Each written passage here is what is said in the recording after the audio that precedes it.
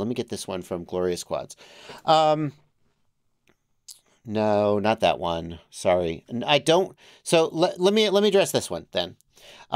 Chris Rosser's latest video shows that DJI reduced the output power of the Vista when the Goggles 2 firmware is installed. That's a fact. Now, Chris Rosser speculates that the reason they did this is because the Vista would be, if the Vista output as much power in O3 mode as the Vista does in Vista mode, then the Vista would have more power and therefore more range than the O3. And DJI didn't want that.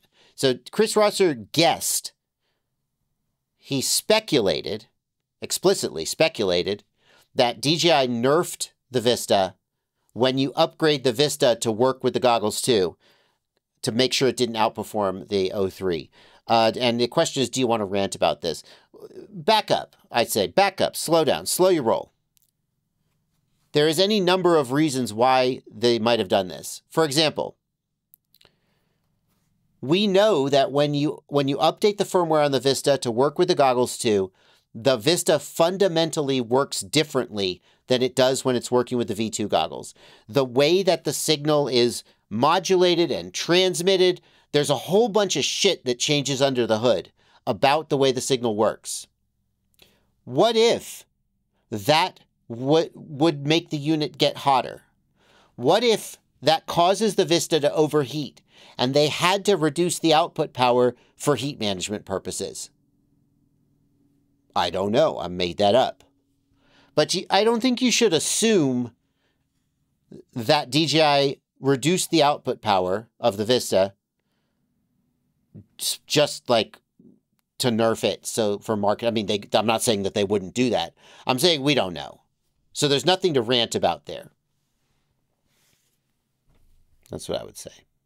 There's a question about battery testing, Blunty. That's the one I'm looking for. Let me see if I can find it.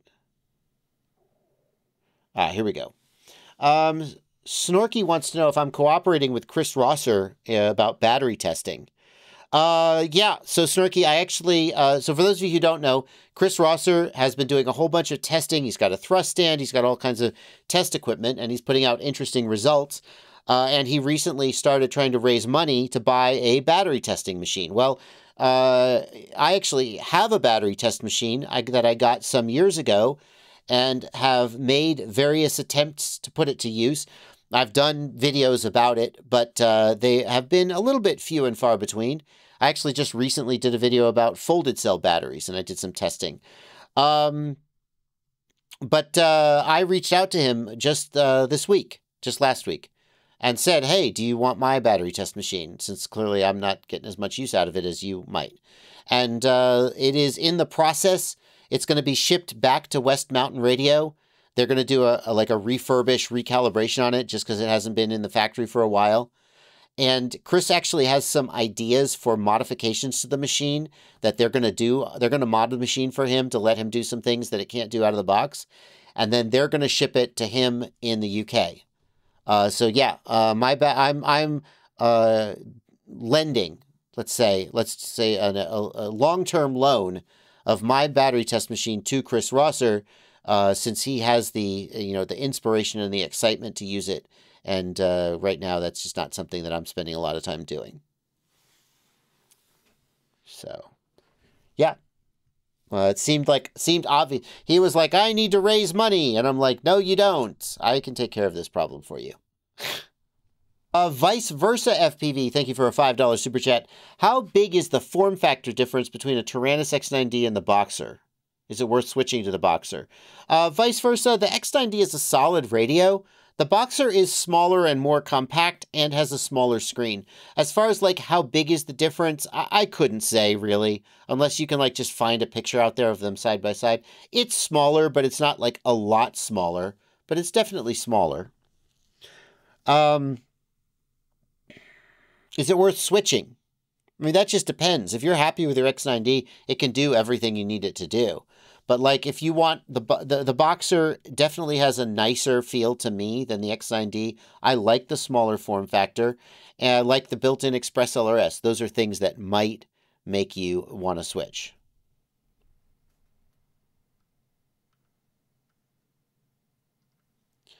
Matmo46 says, you nailed it!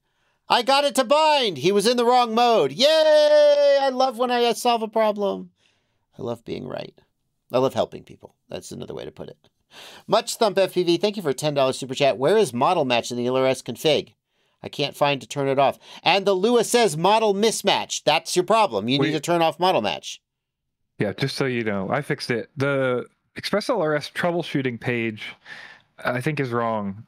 It tells you in the solution to fix model match, you need to go into the Express LRS configurator and turn off model match. And I think it's supposed to say Lua there, or Web UI. Oh, no, it's not in the configurator. It's in the Lua. Yeah. So we got it all fixed for him. Oh, great. Thank you. Thank you for the $10. Thank you for $10 more. Pavo Christatus, thank you for £5.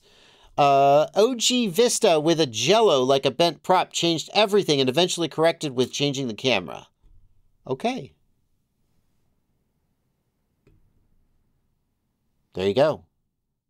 We know the O3 air unit sometimes has vibration and Jello problems. I've never heard of it with a Vista camera, but you know, anything can break.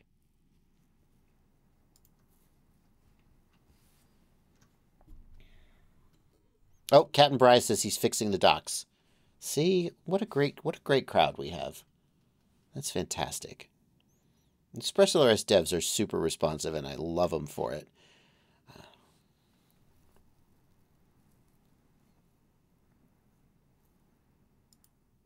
Flacky wants to know, I've been out of FPV for almost 3 years. Should I update my DJI V1 goggles and air unit firmware or fly it as is? I'm sus of recent laws and whatnot. Is there a best firmware release version? So Flacky, there is no concern with things like remote ID or geo.